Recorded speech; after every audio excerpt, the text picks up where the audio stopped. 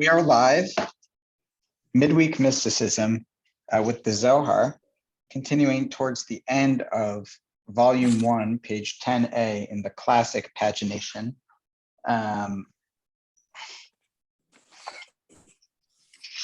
If you are in the mat, that is page 68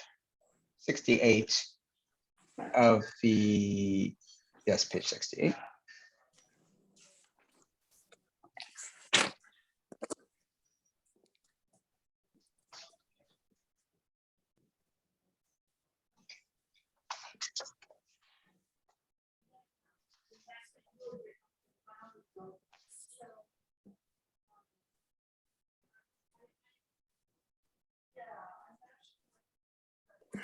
Okay.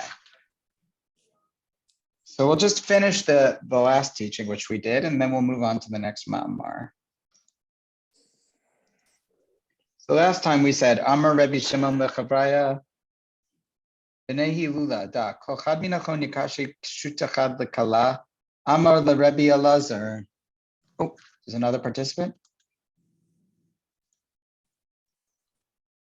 Oh, okay. Well, nothing's more important in this world than your friends. For that. Amar leRebbe Elazar B'rei Elazar Hav Nivaz Biza Chad lekala Daha Lemachar Istakal Kucha Brichu Kad Yeu Lechupa Bi'unun Shirin Ushvachin Dehavula B'nei Chala Lekaima Kameh. This was the end of the teaching we did last time, but we kind of squeezed it in. So I wanted to just kind of finish this teaching about, this was the teaching about Mi Lo Yiracham Melech HaGoyim, that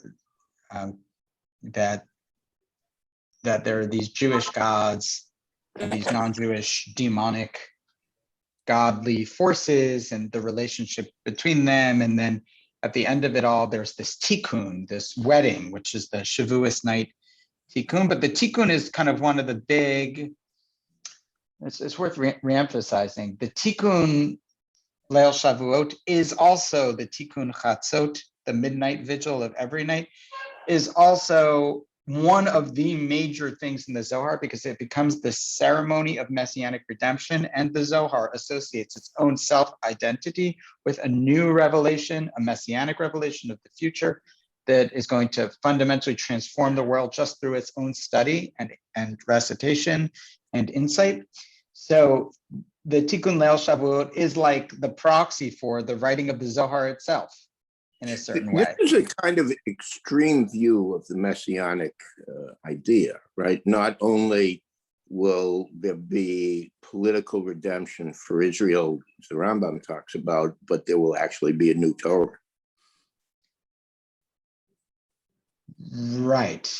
And that's sort of the most extreme view of messianic age, right?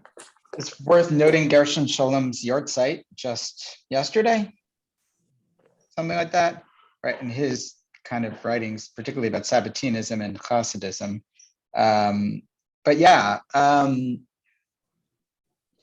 the Zohar and later the Ari very much believe, I think, in a sort of new world order that isn't just political, like Russia. As did Shabtai Zvi. Yeah, I really do think that that's the sense. And I think for Loriana, you see this most as in, if you wanted to chart how this goes, you could look at different views of Tchiyat HaMetim, the resurrection of the dead, as a good way to examine where the rubber hits the road or whatever. Because for the Rambam, Tchiyat HaMetim is a limited miracle, right? He winds up saying, if he even believed it at all, which was the subject of controversy. I believe the Rambam didn't believe in Tchiyat HaMetim, despite listing it as Nikar. He tried to get out of explaining it. He wrote, I already explained it elsewhere. Did people know about this, right? The Rambam listed 13 attributes in his introduction to Perek Chelek, the 10th parak of Sanhedrin, and said, if you don't believe, these principles, then you have no share in the world to come. And it was kind of a shortcut to enable masses to have enough intellectual competence to survive, to have their intellect survive in some way and not dissipate into nothingness, I believe. And he has plenty to say about every one of the Ikarim, some less, some more. But when it comes to the resurrection of the dead, he says, Kfar Harachti or Kfar Perashti b'makom achar. I've already went on about this elsewhere, but he didn't go on about it elsewhere. So that was a lie. And so the question is, why do you do that? So you either do that because you don't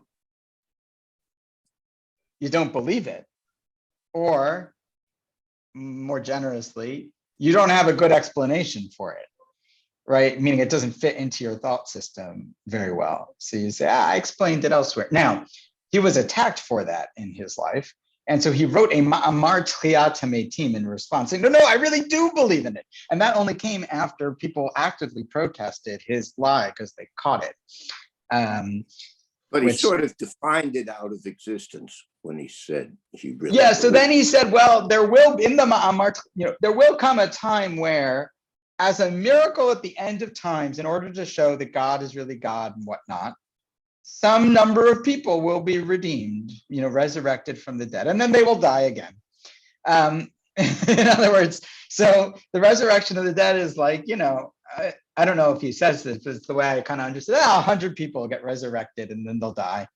And so that for the Rambam, that's resurrection of the dead, but really it's fundamentally not a new world order. It's hardly that. It's a limited miracle in the context. Now, it's hard to understand. Why would belief in some limited end time miracle in the prophets be a fundamental of faith, right? That's the next rejoinder to the Rambam. That's a fundamental of faith, that at the end of times, God will do this particular miracle as a fundamental of our faith.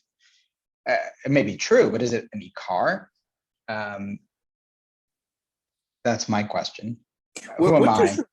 I think the issue is partially, what does Rambam mean when he says it's an impediment to reaching the world to come?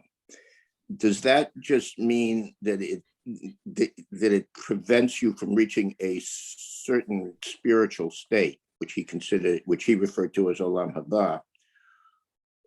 Or does it mean you should treat this as a catechism, which I don't think he meant it to be treated? No, so I understand it as not a spiritual state in the Rambam, maybe a spiritual state, but more of like, in order to have any existence, you need to merge your mind with the active intellect. I do believe he understood in that with the seichel hapoal, he calls it. And so there's this active influence, which is why he'll often call God the Tmim Deot, of perfect knowledge, right? So for him, it's like, if you can know, in classic Aristotelian fashion, a thing and its causes, if you can know a truth and the causes of that truth, and the more causes you know, back to the ultimate cause, the more you really understand it. And this line of epistemology, is that what we're talking about now? How we know anything? So if we really know something, and the better we understand it, at a certain point, you kind of meet the minimum of having some relationship to the active intellect, which is probably the closest thing to the Maimonidean analog of the Shekhinah, right? But it's not through some kind of spiritual, like soul emanation. It's through an intellectual merging of, certain truths. And because you know those truths now, you've attached to the divine in a way that you will no longer just dissipate when you die, because you're part of something bigger. So you do become part of something bigger, but it's an intellectual thing.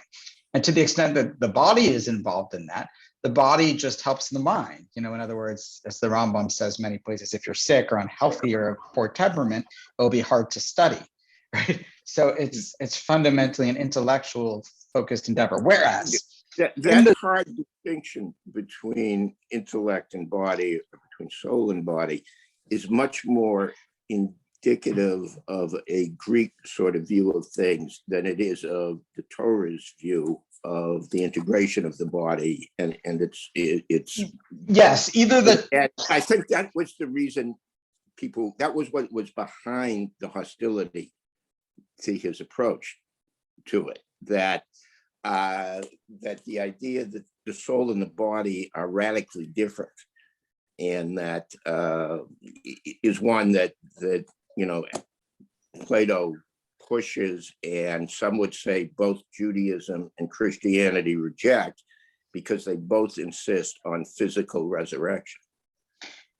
Whereas for the Zohar, and even more the Ari interpreting the Zohar in a particular way, the resurrection of the dead becomes a zikur, the Ari's word, a meriting of both body and soul to have things it didn't have before they were created. In other words, the Ari with Tchiyat HaMetim, I believe, who am I to interpret Lurianic Kabbalah in large terms? It's hard to even understand it. But in my limited sense here down earth, I have a brain and I try and think. I will offer that I believe the Ari was trying to kind of crack the nut of the following problem, which is like, why should you even exist anyway? Especially if all of this may, why bother existing? Like, in other words, what's the point of it all? Which is the nihilistic question. And the answer, if working backwards, if you look at what he says about Tchiyat HaMetim, right, and it's ultimately tied into his theory of Gilgul Neshamot, of reincarnation, is that at a certain point, when you kind of reach a certain point in your soul's self-actualization, the kind of soul and body that have died reemerge. But as he describes it, they bind with God to become part of the Godhead, which is a version of what the Zohar has here. If you're looking for a good description of the Ari's thing on Tchiyat HaMetim, interpreting the Zohar, there's a good new book, Sleep, Death, and Rebirth by Tzvi Ish Shalom, a professor of Kabbalah in Israel. And in Sleep, Death, and Rebirth, he has some new theories and outlines quite well all of the original primary texts, Ari, and that kind of thing. And what you get, and he has a take, but what you fundamentally, he has like a non-dualist take on this. All the Ari is saying something somewhat radical, but the main point of even the plain written thing is that there at Tchiyat HaMetim, you don't resurrect into this world with its natural laws. You resurrect to become part of all that is. You resurrect to become an ultimate part of the Godhead and kind of take.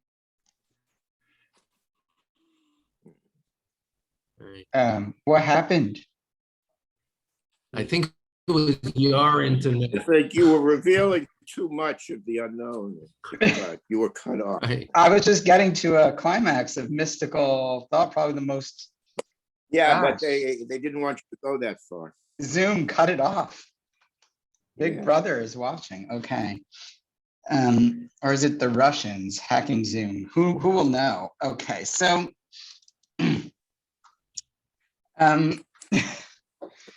so as I was trying to say before the heavenly forces stopped us, the resurrection for the Ari, and I do think for the Zohar too, doesn't, because he believes he's fundamentally interpreting the Zoharic literature. Mm. The resurrection isn't in this world. You don't get resurrected to eat hamburgers and study Torah and have another funeral, a resurrected funeral. Resurrection is an ultimate resurrection of meaning, bestowing kind of a permanent identity through dissolution. The Ari, but not the Rambam, correct? That's the Ari. Yeah. Yeah. And so for the Ari, it's the total opposite. It's the total opposite thing, which is a non-corporeal permanence. Whereas for the Rambam, it's a corporeal impermanence. So they're totally opposite miracles. Why did I raise all of this? I raised all of this to say that the point about this wedding, the Tikkun Leil Shavuot, and the Chidush, they keep mentioning Charatim, new Torah, new Torah, new Torah, the new worlds that you create with your Torah. All this new stuff is a metaphor, or maybe not a metaphor, but language meant to embody a new world order that occurs in some kind of spiritual time. So there's a chat. Oh, it's all good. So I want to read it again.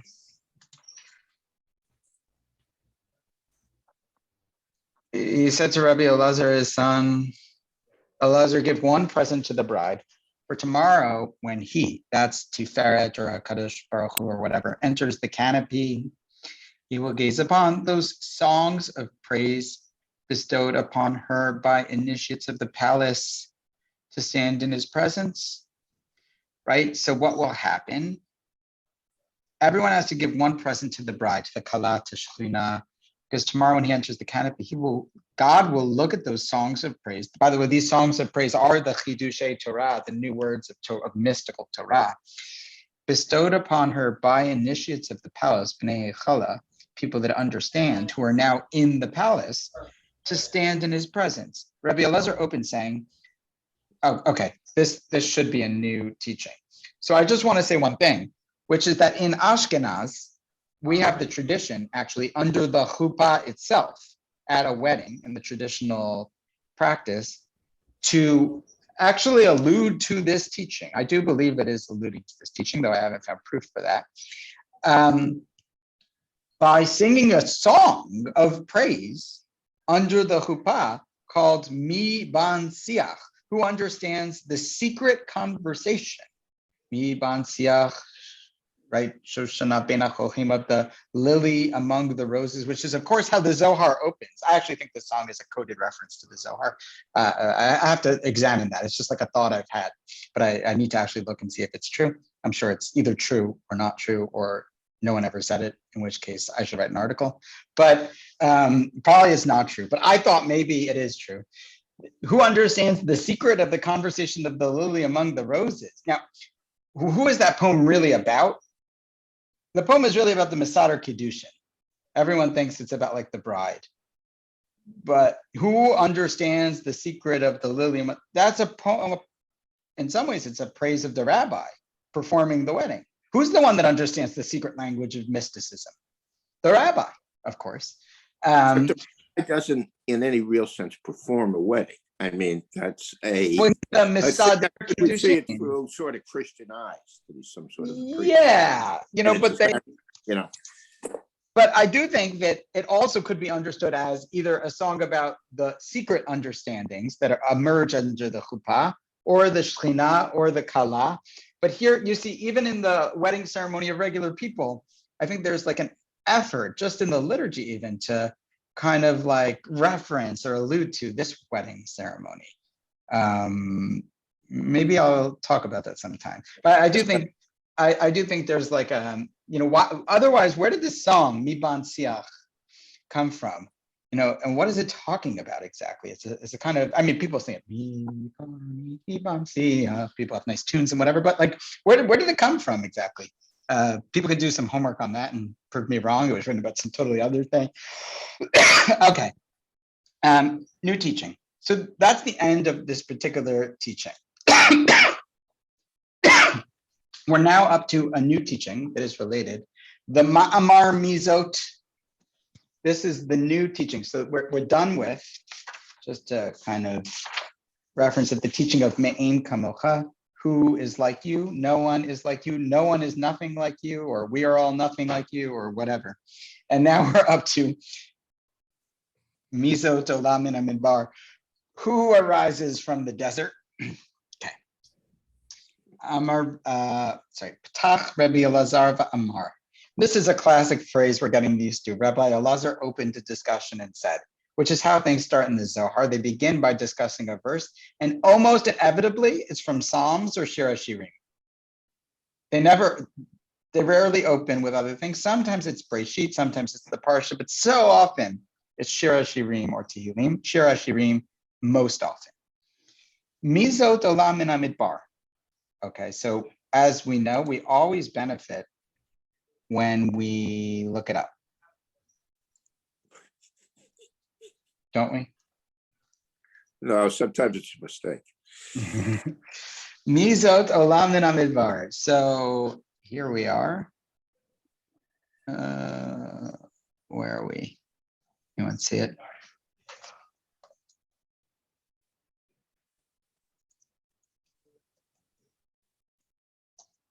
Ah, great. Search saved me. Oh, okay.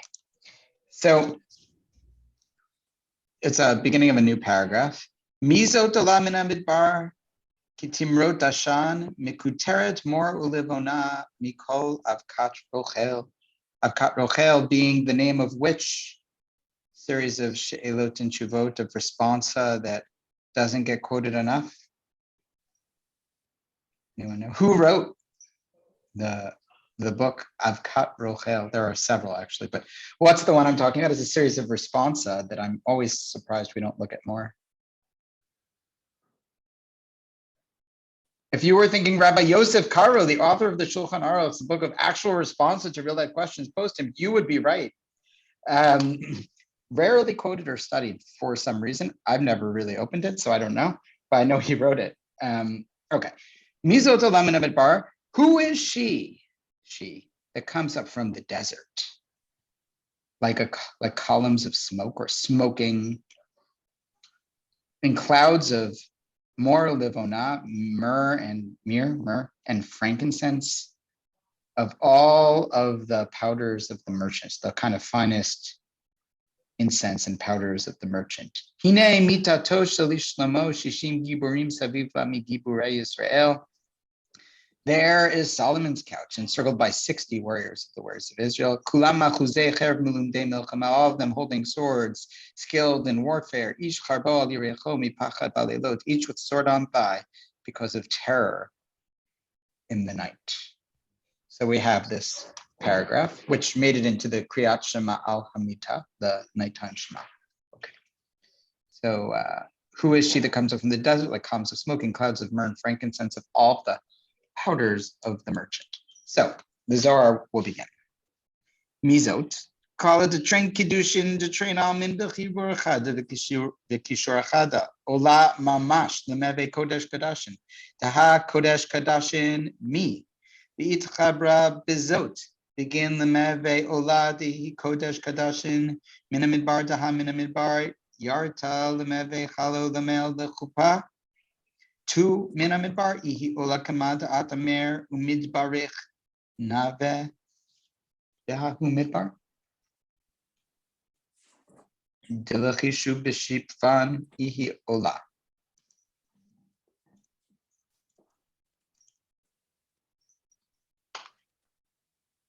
This is a new teaching here. Probably in the actual non-Kindle edition of the mat, it has a new paragraph. Someone will confirm for me.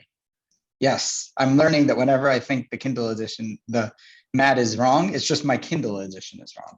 And maybe I just have the spacing wrong or something. Like if I change the font, it would be right. This is why real books are better. Rabbi Elazar opens saying, who is it that ascends from the wilderness?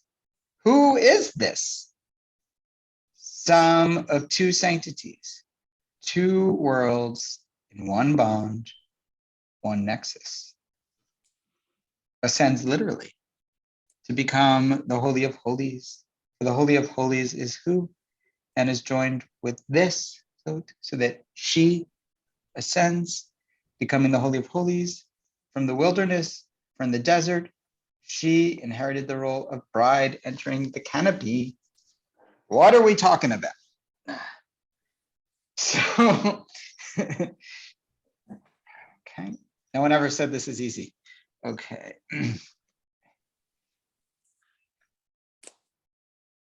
Let's just go to the mat footnotes first to help elucidate a little. Who is this? Sum of two. Who, me, is a name of Bina, as we know.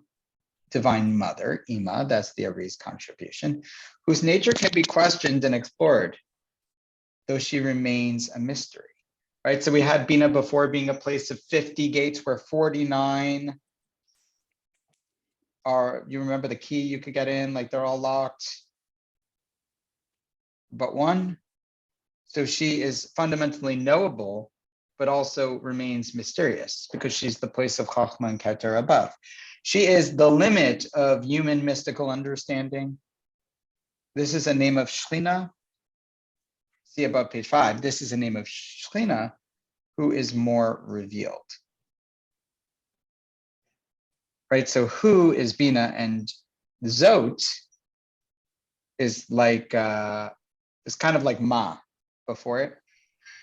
Right, before we had me and ma, now we have me and Zot, but it's the same thing. Ma is a specific thing. Zot is this even more specific thing. Vizot HaTorah, this is the Torah. This is the name of Shekhinah.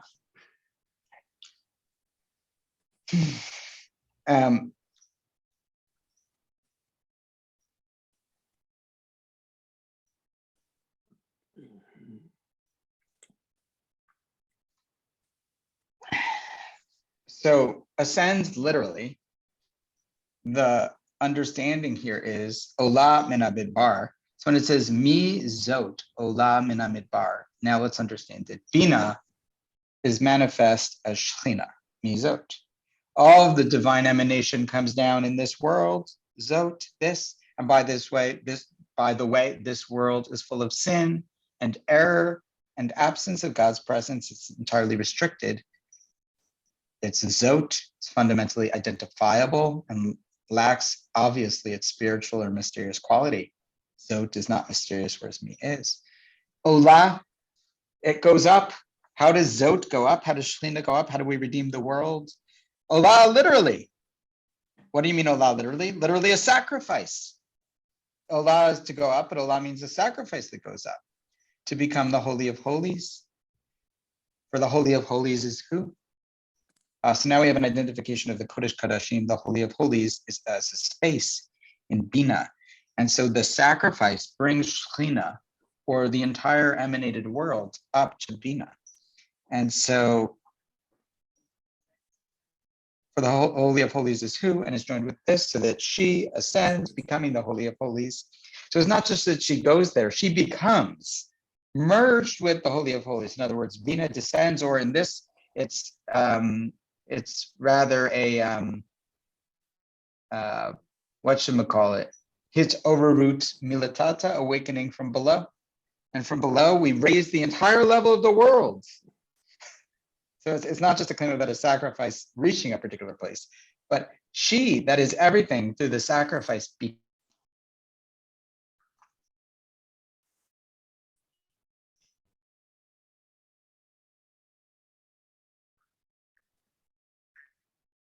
It always happens when we say too much.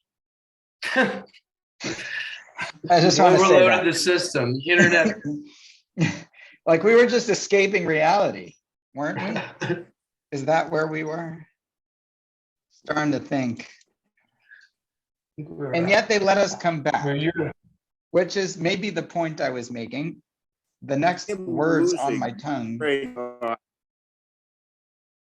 What, Peter? Say that again.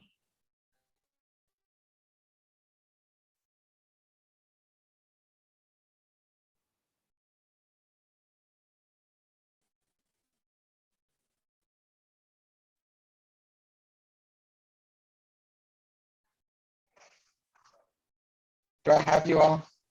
Do we have anyone?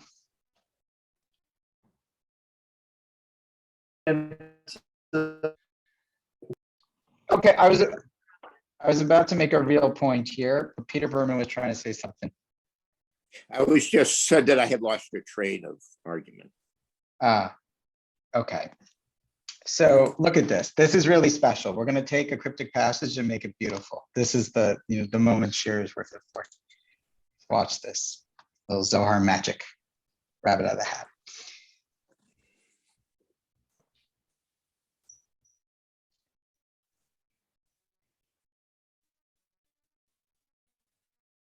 She ascends literally to become the Holy of Holies. For the Holy of Holies is who, and is joined with this, so that she ascends, becoming the Holy of Holies from the wilderness. For in the desert, she inherited the role of bride, entering the canopy.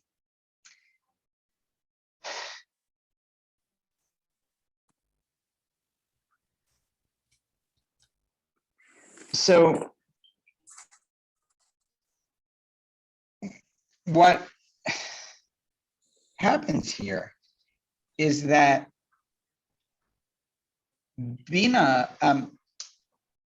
what is a sacrifice? A sacrifice is fundamentally an act of teshuvah. right? It's understood to be rooted in that way. There's a sin and we need to bring a sacrifice to atone, or we're just mortal and we need to worship. But either way, there's something kind of, and we're reaching beyond. Shekhinah reaches up from below to reunite with Bina from where she emanated, and there's a physical resemblance, a dimyon, as it were, that causes a kind of like attracts like sense of this, right? They're both feminine figures, Bina and Shekhinah. And when she ascends, she becomes the Holy of Holies, right? So she doesn't just ascend to that place, but rather the whole world, which is manifest in Shekhinah, elevates with it to the place of Bina. You understand? So when the two become one, it's not just like an ascent of Shekhinah, but it's an ascent of everything. Shekhinah is redeeming the world. So what they're describing here in the sacrifice of this, or in the passage of the Olam min Hamidbar, coming up from the desert, this place that's barren and devoid of life, to a place that's the source of all life, they're describing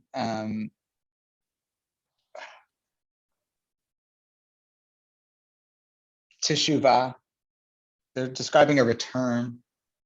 They're describing a repentance, and they're describing the Gemar HaTikun, the completion of they're describing the wedding, right? It's the same theme, new teaching, same theme, new locus, right? Instead of the wedding as the site of this, it's the sacrifice and the temple and the Holy of Holies. And that place of Bina is the Holy of Holies, where it's so hard to go.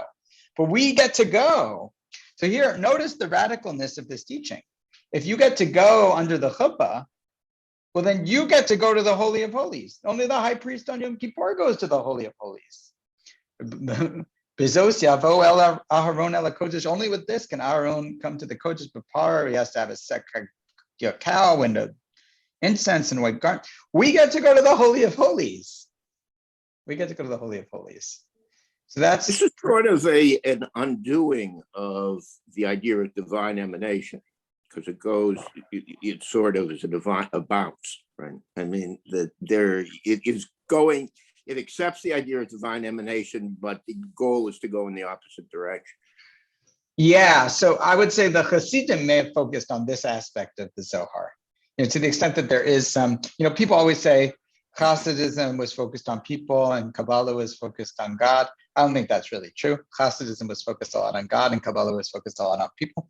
So I don't know who writes these things. That did Shalom say that? Anyway, but these truisms that aren't really true if you read the texts, but we're reading the Zohar, and can you say this is as much about God as people? There's no difference between God and people in this text. So how can you even say that? But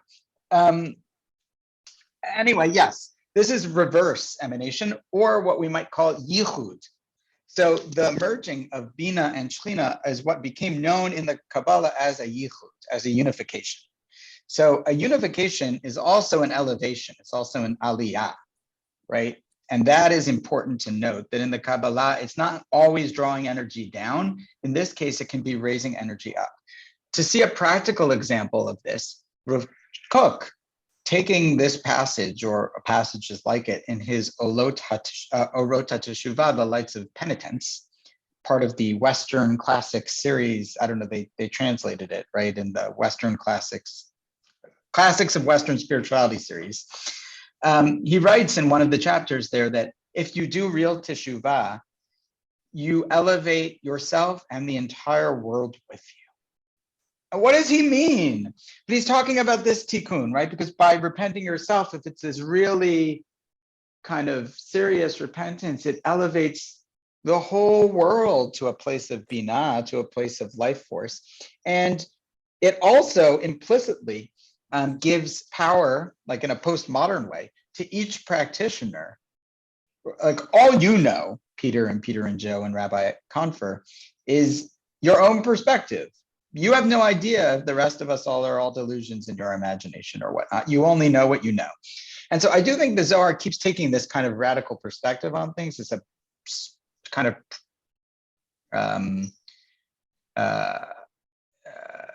a supposition that it implies each person, it sounds like, can redeem the whole world on their own, because all they know is themselves. In a community here, in a chavraya, they're doing it together. But so Now, she does this from the wilderness, for in the desert, she, she inherited the role of bride entering the canopy. What's that about?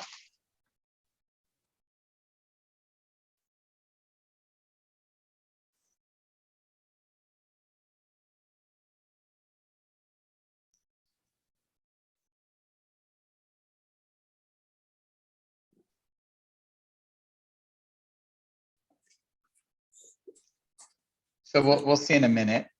Mina Midbar. I think we're already going to begin to be playing with Midbar and Midaber from the desert and from speech. What happened in the desert? Well, she inherited the role of bride entering the canopy because what happened in the desert when they left Egypt? The Torah, the giving of the Torah. What does the footnote say here?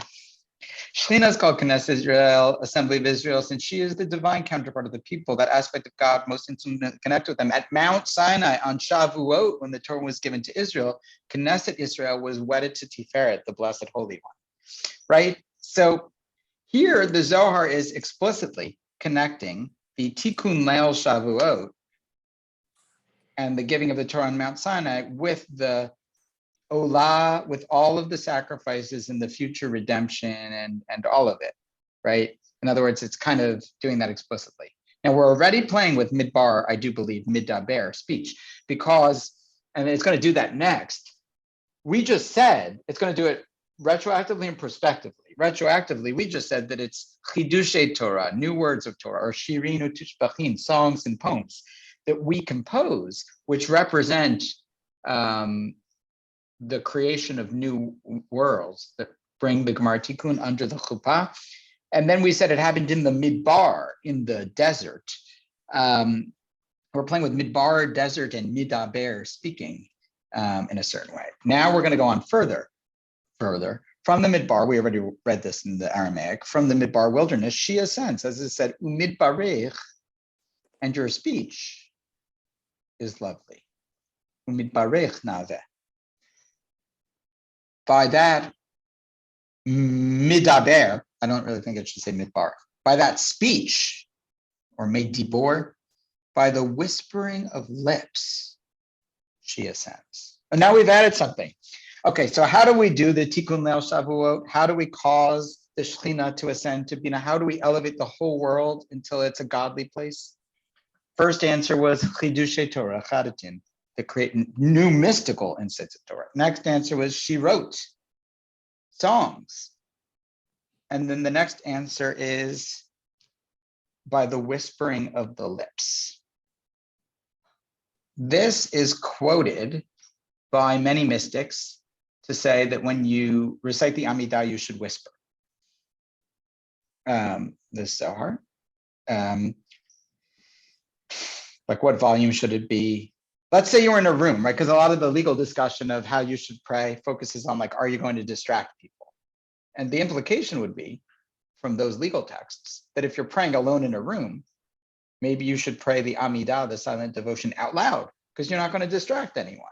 And so you should speak. Why otherwise? But here we have a sense that, and the Amidah is often associated with kind of an ultimate yichud with the Shekhinah, with more in the mystical literature. Why whispering?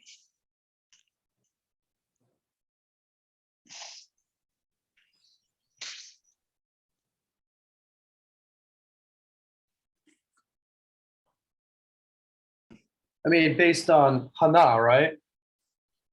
Okay, so Hana, Rak Svatean, now only her lips moved. Vikola lo yishamea, but her voice wasn't heard. But wait, if only her lips moved and her voice wasn't heard, was she even speaking? I mean, not like does a tree fall in the forest, but like, was she speaking audibly at all, or was she just moving her? I think the implication is she was whispering, right? Yeah, I think so. She was kind of desperately, quietly talking. I think there's also a secret aspect to this. If you have a secret to tell, you whisper it. And then there's also a sense in which physicality, and this I'm getting from the Shalah Yeshai Levi Horowitz in his analysis of this passage of the Zohar in his section on how to pray, writes that the truth is that just like the Shekhinah is the most minimal manifestation of divinity in a physical possible realm, so whispering is like you kind of want to reach minimum physicality with your prayer. So you want to be doing just enough to make it actually real, but leave most of it not, so that you're kind of, even in the form of prayer, entering into a place where most of it is deeper than the physical or the sound wave. And so now we have the equation of the wedding canopy and the Olah sacrifice and speech, the whispering of the lips. So we're already beginning to equate like prayer and Torah and sacrifices, right? We're beginning to kind of take all the different forms of avodah, of worship, and blend them. We have learned, okay, new passage. Can I just comment too? I was doing just with a Havar over the weekend, like the second volume of Likutei Moharan, Rav Nachman, and this feels like it's kind of like right out of the beginning of that teaching.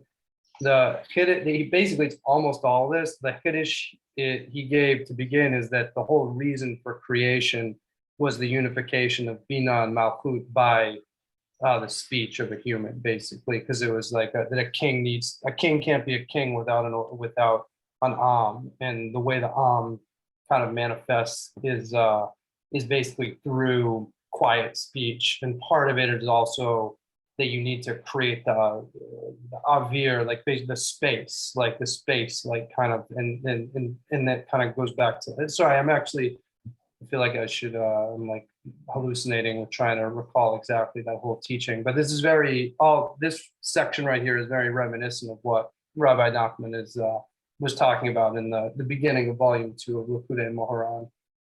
Yes. Volume 2, of course, taking place in Eretz Israel after his Aliyah, containing some more secrets. Could you run that through again? The teaching of Rabbi Nachman?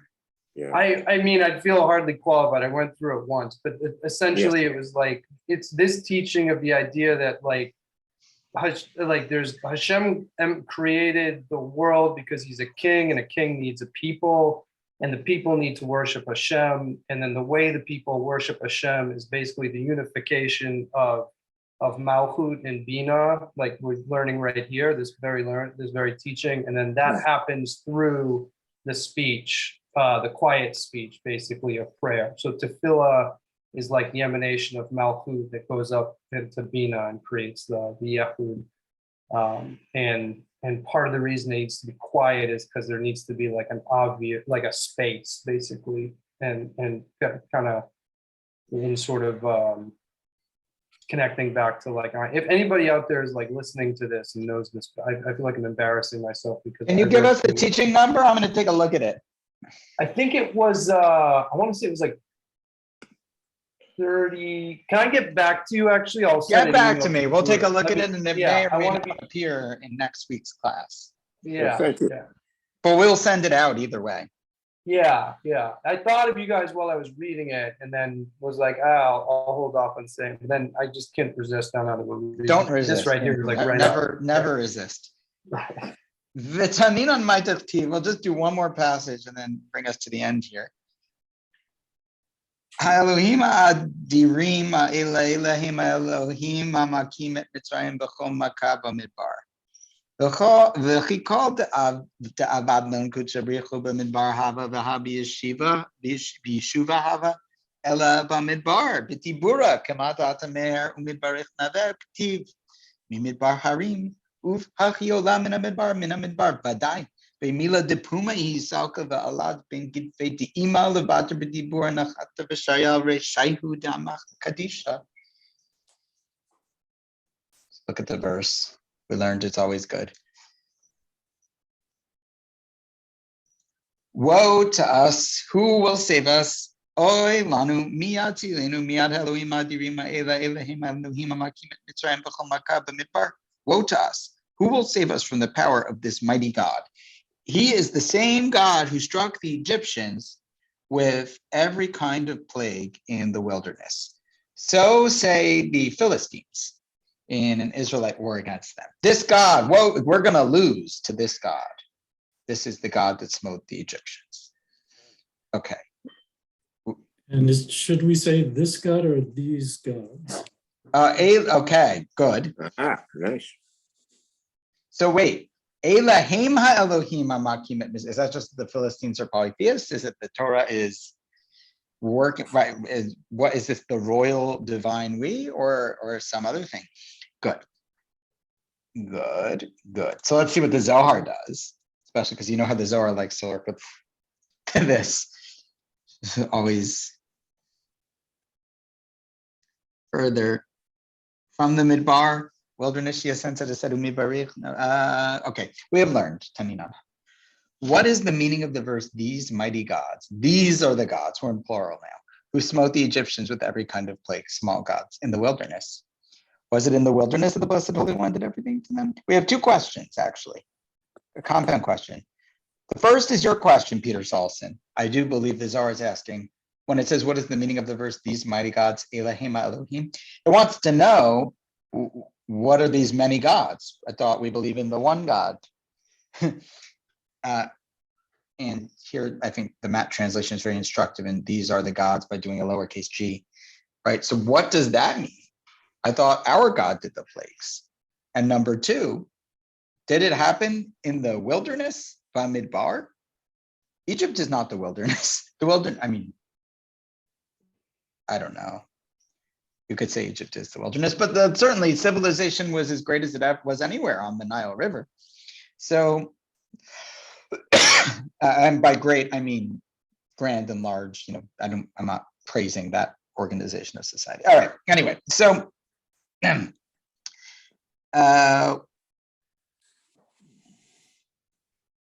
was it in the wilderness? It was in an inhabited land. Rather, Bamidbar means bidibora, by speech, as it is said in Midbarich, and your speech is lovely. Similarly, Midbar Harim, from wilderness mountains, from speech he raised. So too she ascends from Ha-Midbar, indeed from Ha-Midbar, the Midbar. By that word of the mouth, she ascends, nestling between the mother's wings. Afterward, through speech, she descends, hovering over the heads of the holy people. So well, let's just go through this, and we may work on this more next time, because I don't know that we'll be able to get through all of it now.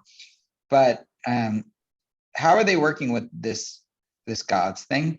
Well, the gods who smote the Egyptians become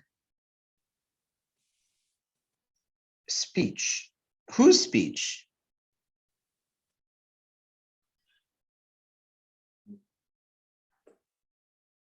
So she ascends from speech, but whose speech causes her to ascend?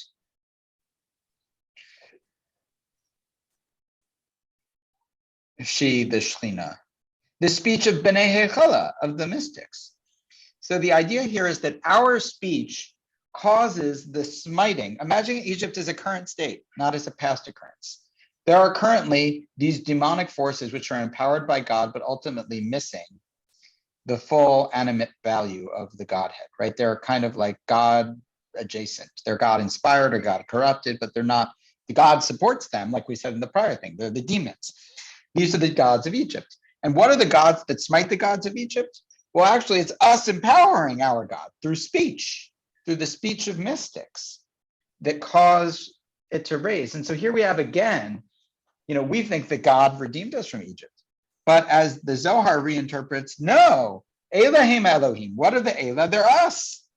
Let's take the polytheism and run with it. And let's double down and make us the gods.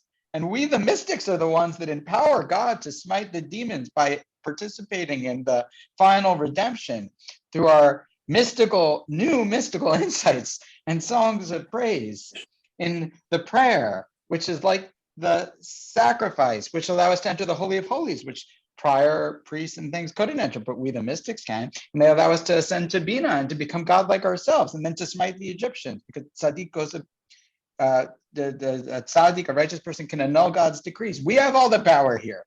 We're the ones that affect the destruction of evil in the world through our mystical practice. That's the sense of this passage. Next time, we're going to dive in just a little more and dissect it a little more in the words. And then we're going to get to the Zohar's next question. How do you do that? Where it begins an actual instruction manual for how to destroy evil and bring about the future redemption through mystical practice, in case you were curious. So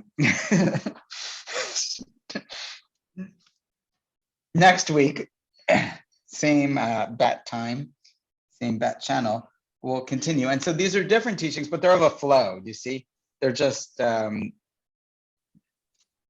they're building on each other. It's kind of like waves, growing waves of empowerment of the righteous to defeat. And it's also a world where there are a lot of divine forces, some good and some evil. And we are custodians or even creators of the good divine forces. But radically, we become the creators of God here. And that's where the Elohim takes Peter Salson's point literally.